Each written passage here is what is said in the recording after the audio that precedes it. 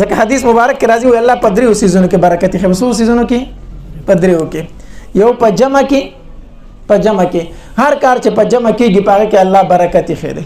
زموږ خلک وایي څه د هندوانو په شان ځان ډوډۍ خورئ که نه چې کوم ماشوم ځان له خوري څه د هندوانو په شان. دا صدقه خبره نه ده خو په دې شریکه کې برکت دی. په جمع کې الله یو برکت خي.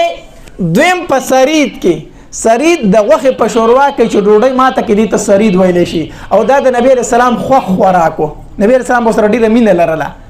نو دویم الله په سرید کې برکت خي او دریم الله په پېشمني کې برکت خي دی.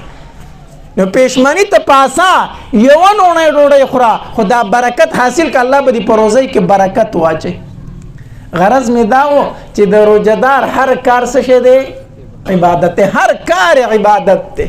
ته دې وجې نه په دې میاشت کې څوک محرومه نه پاتې کېږي او چې محرومه پاتې شو بیا په خیریت د جبریل علیه السلام کې او په آمین د نبی علیه السلام کې راځي. الله دې مونږ وساتي.